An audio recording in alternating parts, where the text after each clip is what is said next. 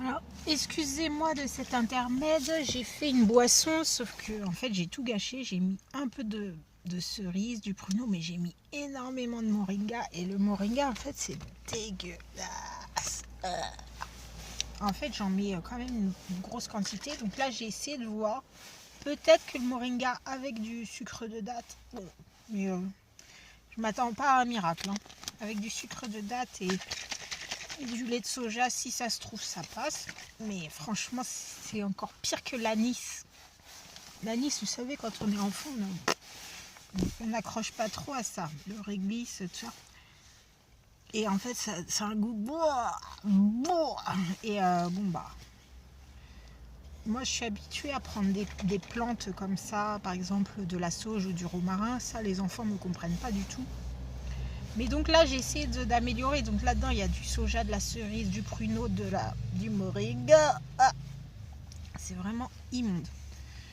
Et voilà. Je vais goûter tout de suite. Je vais vous dire. Déjà, l'odeur. Bah.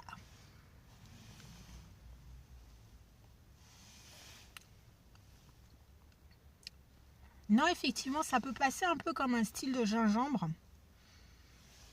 Alors là, mon corps se méfie, hein, mon palais se méfie vraiment.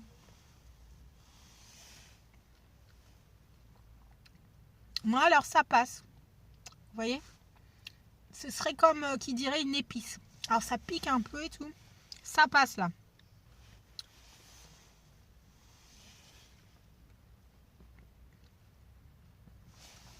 En gros là, ça passe un verre. Mais là, par exemple, celui-là, c'est presque de la purée tellement j'ai mis du moringa. Avec le pruneau, je vais être obligée de délayer dans l'eau. Et ça va rester. Je mettrai du sucre de date. Bon là, je vais pas faire de course jusqu'au... On est le combien là? Le 16 jusqu'au 24. Je vais le faire. Sachant que je vais mourir de faim parce que je vais me mettre au sport là dans 2-3 jours. Et ben, ce sera l'occasion de réaliser mes projets de performance sportive et artistique.